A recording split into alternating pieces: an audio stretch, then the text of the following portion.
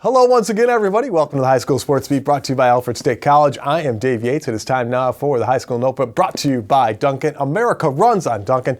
Joining us once again this week, Matt Trabold. Matt, great to have you back. Thanks for having me on.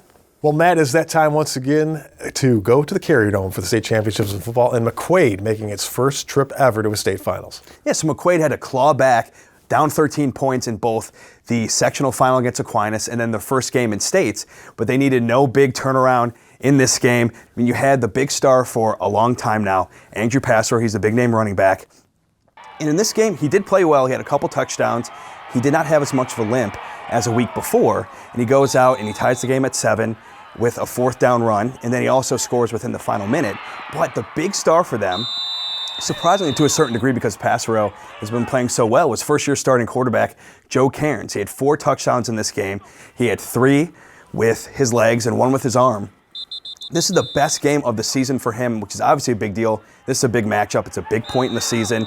And I would say the most trust in him in a very long time by the coaching staff. I haven't seen him throw this much in a very long time. Their next one in the state final against the Huguenots of New Rochelle should be very interesting because they also have a first-year starting quarterback in sophomore Tariq Benjamin. He's dealing with a high ankle sprain right now. So you have the storyline of a couple star players in Benjamin and then Passero for the Knights dealing with injuries and a pair of starting quarterbacks that are in their first year at the job. It should be very interesting. And a great nickname, the Huguenots. That one's tough to top. But talk about McQuaid. I mean, was this going into the year and throughout the year? Did you see this as a team that could go this deep?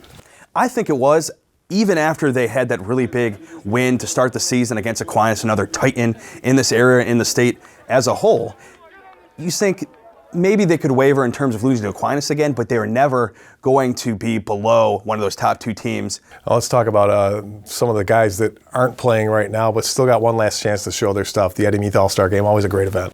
Yeah, like you just said, Eddie Meath game is a joy every year, whether you're covering it or whether you're in the stands. And this one was no different. It seemed like the West team, going into it on paper, had the advantage. They had a lot more players, so a lot more rest obviously involved with the guys out there, and they're switching all the time. Plus, they had a lot of guys, including Freddie Brock, East High running back, who recently decommitted from UMass. So a lot of guys with D1 looks going on that team. But it ended up being a shutout win, 21-0. Put on a show. That's what the East team did. And the 2 stars of the game, a guy you know very well, Sharon Davis, quarterback, running threat from East Ridge, and then Chase Rizzo from Red Jacket, a wide receiver. So the starting scoring drive comes from the legs of your man, Sharon Davis. He has a QB keeper, and then not long afterwards, on a wild play, he receives a screen pass and then throws it himself, chucks it down 75 yards to Rizzo, and then Rizzo adds a second touchdown catch in the fourth quarter from Pat Sharon from Rush Henrietta. He's named MVP. Very fun game. That's awesome. Always great to see those guys get one last chance to show their stuff to the best of Section 5, getting a chance to shine one more time. Matt, as always, great stuff. Thanks so much. We're back with more of the High School Sports Beat, brought to you by Alfred State College right after this.